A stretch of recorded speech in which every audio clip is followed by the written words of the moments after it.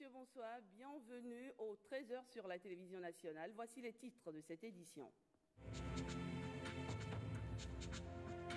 Ils sont entrés en possession de leurs frais de dédommagement. Eux, ce sont les sinistrés des voies de traversée et de contournement de la ville de Parakou.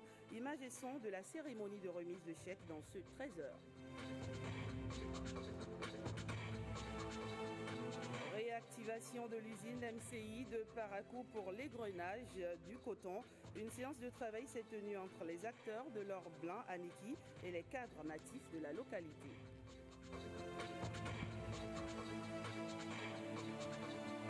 Enfin, à l'occasion de la journée mondiale de lutte contre le cancer, l'ORTB Parakou a initié une séance de sensibilisation et de dépistage, un partenariat avec l'amicale des femmes de cet office qui vise à mieux informer sur ce mal qui fait des ravages. À nouveau, bonsoir. Et puis, pour démarrer, grand moment de télévision. Ce soir, la 31e finale de la Coupe d'Afrique des Nations de football aura lieu donc à 20h au Gabon. Pour en parler, je reçois pour vous le reporter sportif maison, Hugues Zinsou-Zounon. Bonsoir, Hugues. Bonsoir Rachidat, bonsoir à tous et bonsoir à toutes. Alors, merci d'être dans ce 13h. N'est-ce pas que c'est un grand moment de télévision? Un très grand moment, 31e édition de la Coupe d'Afrique des Nations. Les Lions indomptables du Cameroun vont défier les pharaons de l'Égypte. Et donc nous allons revisiter un tout petit peu les courbes comparatives des deux pays finalistes. Il s'agit bien sûr, comme vous l'avez dit, du Cameroun et de l'Égypte. Ensemble, nous allons revisiter les courbes comparatives de ces deux grandes nations du foot africain. On remarque que l'Égypte a remporté l'édition de 1957-1959.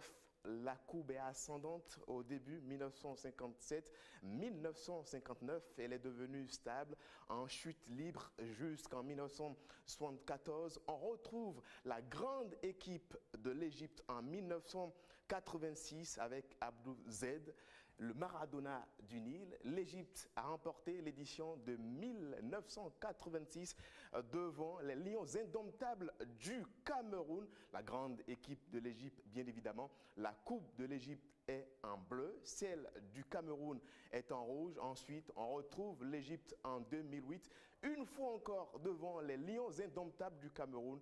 Et puis le triplé historique 2006, 2008, 2010. Et depuis très longtemps, on n'a plus retrouvé cette équipe de l'Égypte. Il y a bien évidemment les Lions indomptables du Cameroun qui n'étaient plus en Coupe d'Afrique des Nations de football.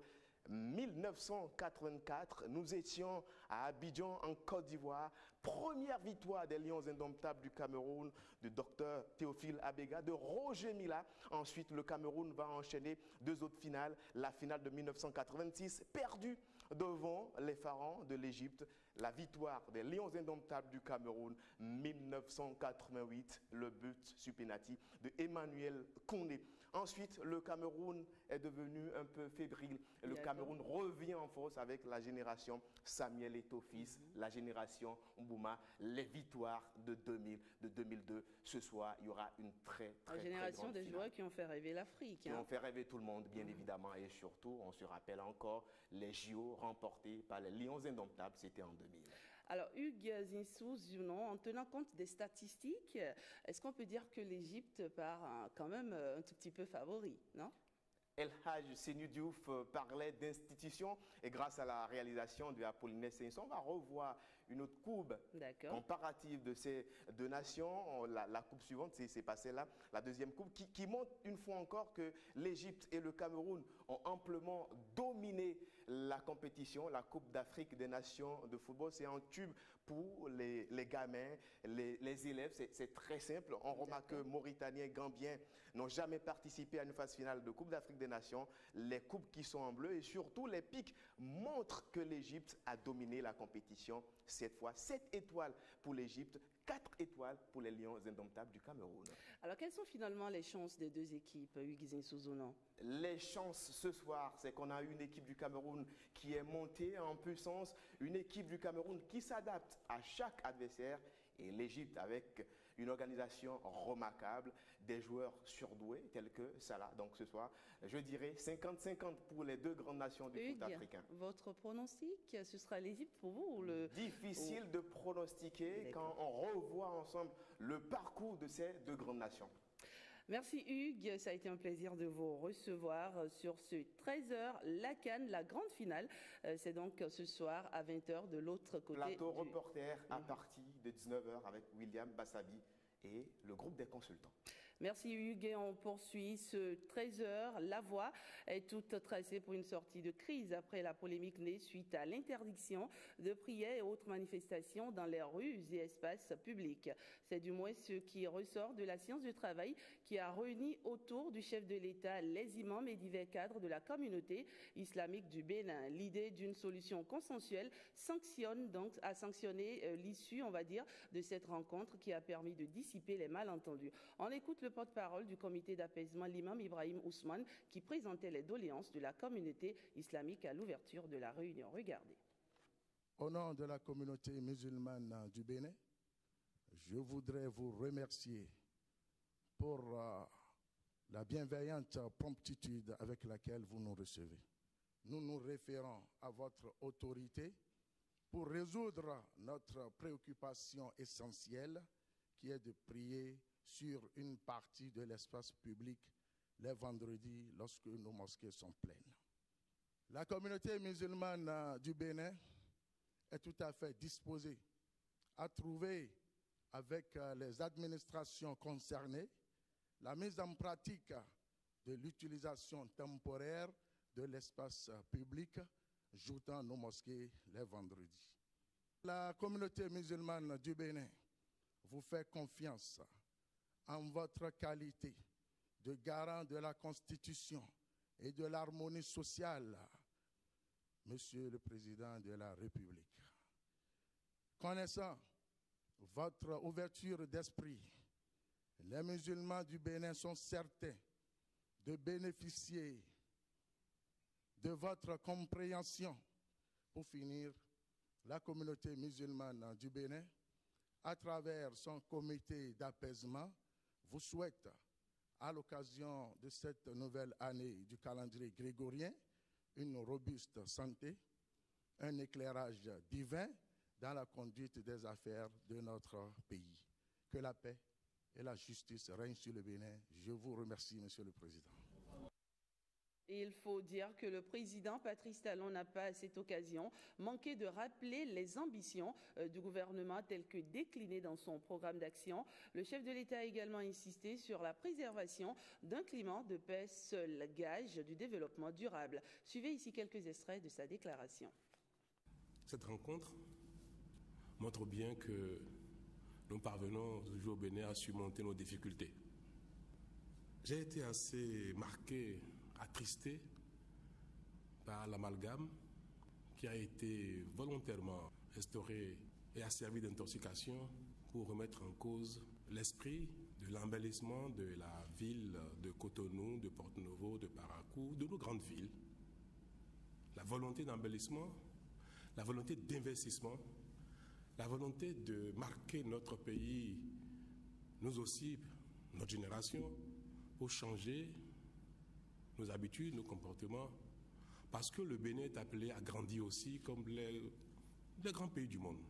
Et le développement d'un pays ne se fait pas en un jour, ne se fait pas en une génération.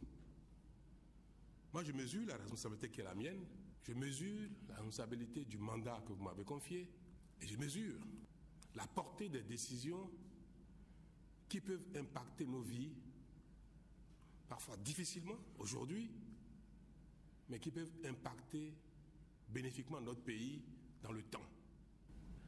Je ne peux, dans la phase de réforme dans laquelle nous sommes engagés, je ne peux consacrer. Je prie Dieu de m'accorder cette clairvoyance et ce courage pour le faire. Je ne peux consacrer l'occupation de l'espace public, même juste à la mosquée, pour la prière du vendredi. Si ensemble nous le consacrons, disons qu'à partir d'aujourd'hui, il y a une crise. À l'occasion de la crise, on s'est entendu que désormais au Bénin, prier dans l'espace public, juste dans la mosquée, est devenue une chose acquise définitivement. Nous aurons péché contre le Bénin. Ce que Dieu attend de nous, c'est de nous rassembler pour prier, pour l'honorer.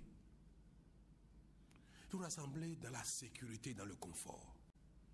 Ce que nous devons faire, c'est nous atteler à trouver les espaces qu'il faut pour prier Dieu en sécurité, en confort. Toutes les fois qu'exceptionnellement nous n'avons pas l'occasion, nous pouvons déborder. Mais nous ne pouvons pas consacrer que nous pouvons à tout moment, même les vendredis, qui est un jour particulier pour l'islam, dire que prier dans l'espace juste dans la mosquée est un droit. On ne peut pas le dire.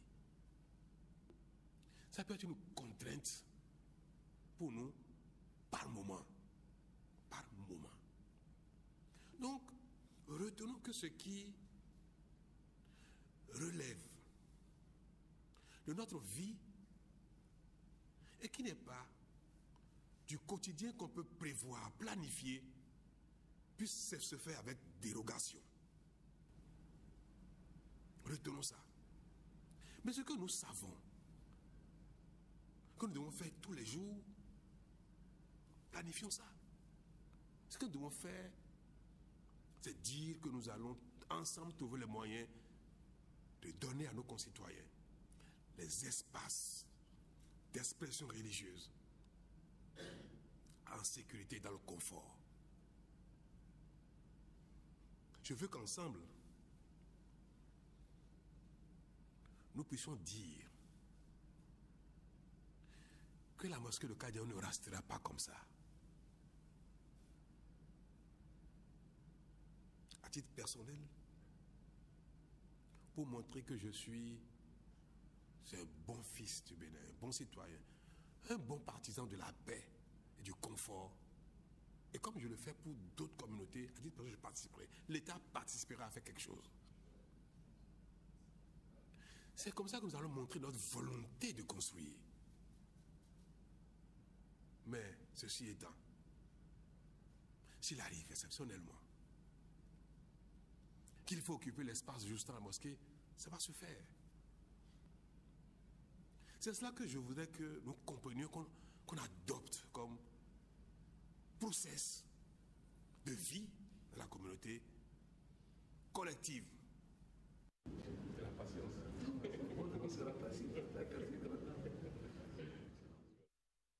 Voilà, au sortir donc de cette séance de travail avec le chef de l'État, le président du comité d'apaisement, le docteur Abdou Rahman Salam, a donné son appréciation, toujours au micro de Renaud Akabo. Notre première impression, c'est que la séance s'est déroulée dans un esprit de concertation et surtout d'ouverture. Il a compris notre message, nous l'avons écouté également. Nous avons compris sa volonté de développer le pays, d'assainir le pays. On va trouver un accord très rapidement avec les ministres concernés et les administrations déclinées concernées. Nous sommes satisfaits d'avoir mis en relief nos préoccupations de manière exhaustive pour éviter la crise. C'est pour ça que nous, notre comité s'appelle le comité d'apaisement. On ne peut jamais se révéler dans le désordre. On se révèle dans la paix, dans la justice et dans l'expression des libertés individuelles et collectives. Oui, le message que j'adresse à travers le comité et l'ensemble des membres de la communauté ici présente est un message évidemment de paix. Il faut que les musulmans comprennent que nous sommes dans une phase de discussion franche et sincère avec l'exécutif et que dans cette phase de discussion, tout le monde doit garder son calme. Religion, toujours, le Bénin allume la flamme et excusez la chute, on va dire brutale, de l'élément précédent. Et je le disais, le Bénin allume la flamme du dialogue interreligieux par le modèle suisse. C'est à l'occasion d'une rencontre internationale sur la question initiée par la Fondation Espace Afrique. Un véritable échange, partage d'expériences qui s'est déroulé à l'espace Sievra à Glodibé. Plus de détails avec Ramatoul Lawani et Jérôme Hongbo. Cette rencontre internationale du dialogue interreligieux a le mérite de réunir près de 500 acteurs du monde religieux, toute obédience confondue. Je me réjouis de voir que nous avons réussi à réunir ici des acteurs différents de la chose religieuse. C'est une tentative d'une nouvelle alliance entre les principaux opérateurs de la vie religieuse. De toutes ces forces en présence doit résulter un nouvel élan pour le vivre ensemble. C'est une initiative de la Fondation Espace Afrique en collaboration avec la Conférence des évêques suisses et la Conférence épiscopale du Bénin. Les religieux vont axer leur réflexion autour du thème « Le vivre ensemble entre adhérents de différentes communautés religieuses au Bénin et en Suisse. Rencontrer l'autre dans sa différence, défis, risques et chances. » Il ne peut y avoir de guerre entre les religions du Bénin. Nous ne pouvons pas nous battre alors que nous confessons l'unique Dieu. Nos divergences ne peuvent servir de prétexte à des dérapages. Nous avons à faire connaissance pour pouvoir construire ensemble, pour ne pas rester dans des ghettos et des communautarismes, pour ne pas rester dans des préjugés et des idées toutes faites. Et je crois que cette démocratie participative que nous avons dans notre pays oblige d'aller par étapes, de se concerter, de s'attendre mutuellement jusqu'à ce qu'une décision soit mûre. En ouvrant officiellement les travaux, le garde des Sceaux, représentant le chef de l'État, a situé l'événement dans son contexte réel. Sans le dialogue interreligieux, il semble bien que le monde ne survivra guère. Et c'est pour cela que le président de la République voudrait encourager les organisateurs de cette rencontre scientifique, féliciter ceux qui sont venus de loin et attendent des résultats, des contributions dans le sens du renforcement et de la pérennisation de ce dialogue. Le gouvernement a rassuré le monde religieux de son accompagnement pour une issue favorable de cette conférence interreligieuse, gage de monde pacifique pour les populations. Et sur un front toujours religieux, il faut dire que l'Union des Servantes de la Lumière du Christ a 25 ans. Les Servantes de la Lumière du Christ, les SLC, comme on les appelle, il s'agit d'un institut religieux catholique créé par feu Monseigneur Robert Sastre. La noce d'argent a été célébrée à travers une messe d'action de grâce ce jeudi 2 février à la cathédrale Saint-Pierre-Claver de Lokossa. Cyprien Lokossou et Évariste Zomarou nous font revivre la cérémonie à travers ce reportage.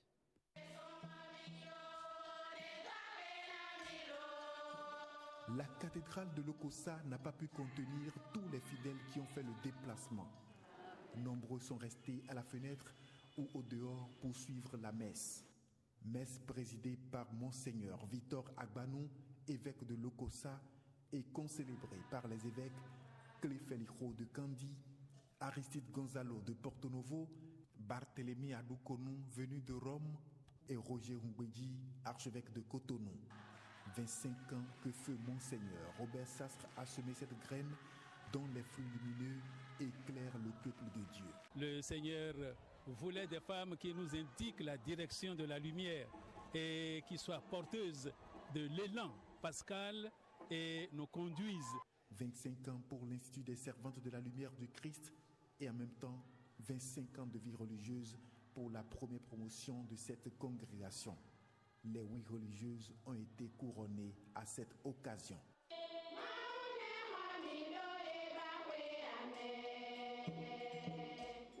La famille des Servantes de la Lumière du Christ s'est agrandie de 4 nouveaux membres au cours de la célébration. Cécile Laga, Christine Aïlogou, Joël Dossé et Julienne Dohou ont répondu à l'appel de Dieu. Je suis très heureuse, très contente. Nous étions là au début, nous avons commencé, il n'y avait personne devant nous, nous sommes engagés et déjà ça fait 25 ans, nous tenons et après nous viennent encore d'autres sœurs, ça veut dire que c'est promettant et c'est de la joie. La famille des Servantes de la Lumière du Christ compte déjà plus d'une centaine de membres dans le diocèse de l'OCOSA. Et puis coopération, la délégation conduite par la ministre des Affaires étrangères du Rwanda a achevé sa visite de travail au Bénin. Louise Mushikiwabo et sa délégation sont repartis de Cotonou sur une note de satisfaction au terme d'un séjour marqué par une série d'activités. Le compte-rendu est signé Renaud Akakbo. Les 48 heures ont produit ce que normalement on peut produire en une semaine. Voilà, c'était une très très bonne visite. C'est avec le sentiment d'une mission réussie que la chef de la diplomatie rwandaise est repartie de Cotonou. Avant de mettre un terme à sa visite de travail qui a duré 3 jours, Louise Mushikiwabo et sa délégation ont passé en revue la feuille de route définie de commun accord par le Bénin et le Rwanda. À la salle de conférence du ministère des Affaires étrangères à Cotonou, l'instant était marqué du sceau d'une revue d'ensemble des projets avec la définition d'un chronogramme clair et précis, tout ceci sous la férule de la belle brochette des cadres et techniciens provenant des 2 pays. Ce tour d'horizon des initiatives à concrétiser dans un bref délai est le signe que les accords signés au mois d'août 2016 à Kigali seront suivis d'effets dans l'intérêt des 2 pays. Nous avons planifié une grande commission mixte, donc qui va comprendre tous les secteurs de collaboration, qui se tiendra au Rwanda dans la première quinzaine du mois de septembre 2017. Donc entre maintenant et le mois de septembre, nous avons une liste d'activités, d'actions bien précises.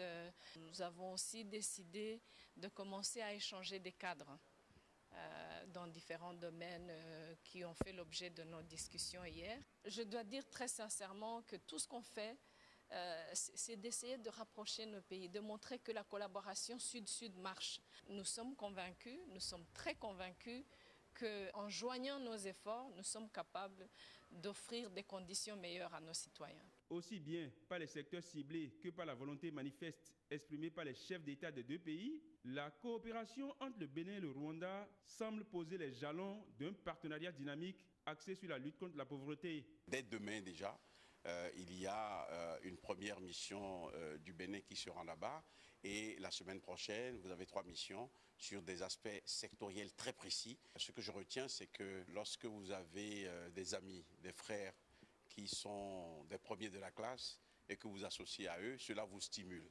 Le président Kagame est connu comme un grand réformateur, tout le monde en parle, et ce que nous essayons de faire, c'est de faire en sorte que le Bénin puisse apprendre cette expérience. Et le président Patrice Talon est connu comme quelqu'un qui veut opérer des changements dans l'intérêt de cette population, des changements qui sont aussi radicaux, mais qui au début sont peut-être difficiles, mais qui à la fin vont permettre à notre population d'avoir un pays où il fait bon vivre. Avant de parachever l'étape finale de son séjour à Cotonou, Louise Mushikiwabo et sa délégation n'ont pu se soustraire au flash des appareils photos scellés dans une ambiance mue par un élan de fraternité. Audience à la Cour constitutionnelle, 2 ordres de corps de métier ont été reçus en audience par le président de cette institution, et celui des pharmacies et celui des architectes et urbanistes du Bénin. Objectif: présenter leurs vœux à l'autorité et bénéficier de ces sages conseils pour un meilleur déroulement de leur mission. C'est un compte-rendu de Bénédicte Amouzou présenté par Jérôme Humbo. Le 19 janvier 2017, la Cour constitutionnelle a tranché le différend entre les pharmaciens du Bénin. Après s'être installée, la nouvelle équipe est venue présenter sa vision au président Théodore Olo. C'était pour venir lui présenter nos meilleurs vœux de bonne santé, de prospérité. Ensuite, vous savez que le 19 janvier dernier, la Cour suprême a tranché le différend qui nous oppose à l'ancien ordre. Et donc désormais, c'est clair que c'est donc notre équipe qui continuera à diriger donc, le Conseil national de l'ordre des pharmaciens du Bénin. Donc, nous sommes allés lui porter l'information et écouter ses conseils, puisqu'il nous a toujours conseillé par rapport à tout cela. Donc ses conseils n'ont pas varié.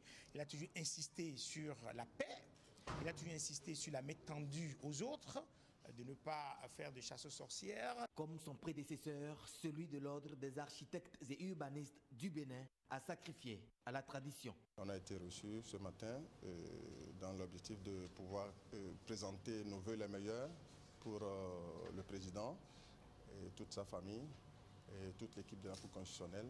et en même temps lui poser quelques préoccupations qui concernent notre corporation. Également en audience, l'établissement Kimea Service est allé présenter ses prestations d'ordre social au président de la Cour constitutionnelle. Et puis, selon les chiffres officiels, environ 2000 cas de cancer sont détectés au Bénin par an. Et si le cancer du sein, j'allais dire, bat le record. Il ne faut pas perdre également de vue les cancers du col de l'utérus, de la prostate, du colorectal, du foie, le cancer gastrique, de même que celui de l'œsophage. Ce 4 février, journée mondiale du cancer, la question de la prise en charge a préoccupé la rédaction de la télévision nationale. Suivons ici les explications du professeur d'anatomie pathologique. Il est au micro de Jean-Claude James. Chirurgien oncologue, après avoir enlevé la source que constitue cette tumeur, cette masse, on ne peut pas laisser le malade pour dire, bon, on vous a opéré, c'est bon. Non, il faut voir s'il n'y a pas d'autres d'impact. Ça veut dire que la masse est constituée par des cellules, en fait. Ces cellules se divisent, font des petits rapidement.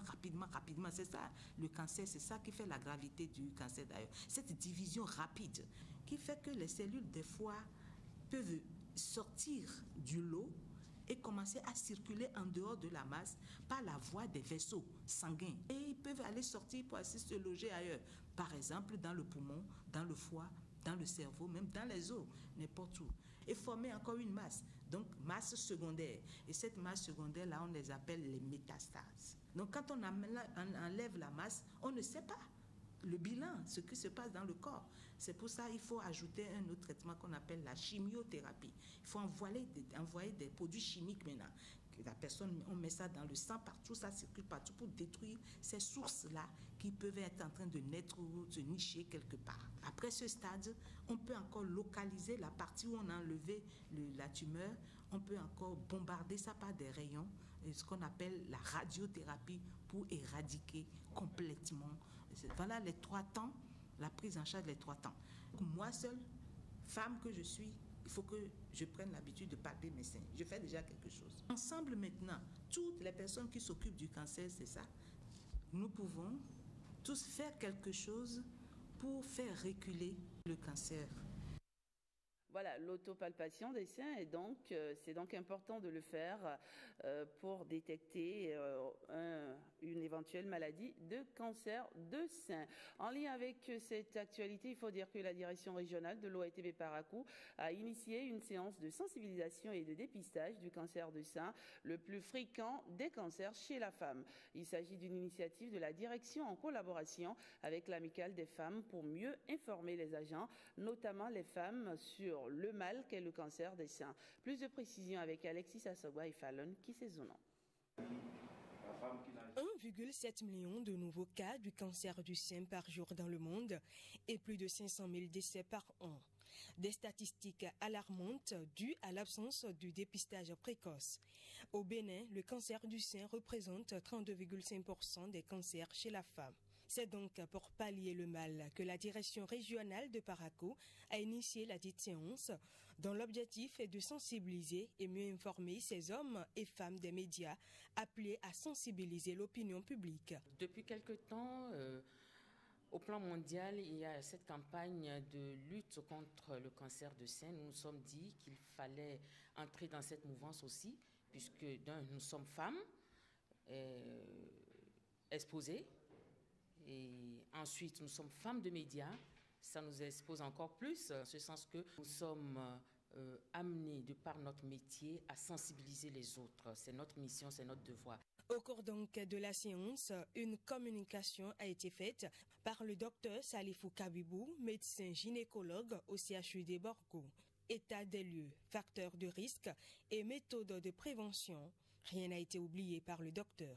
Il y a plusieurs facteurs de risque. Il y a d'abord la nulliparité, celle qui n'a jamais eu d'enfant, la première grossesse après 35 ans, et le haut niveau socio-économique. Les femmes même doivent pouvoir s'auto-palper les seins. Une initiative appréciée par les femmes de la direction régionale. J'ai apprécié l'initiative. Au terme de la communication, une séance de palpation et de dépistage a été faite pour toutes les femmes de l'office. Voilà, c'est la fin de cette édition. Je vous remercie de l'avoir suivi. Passez un excellent dimanche.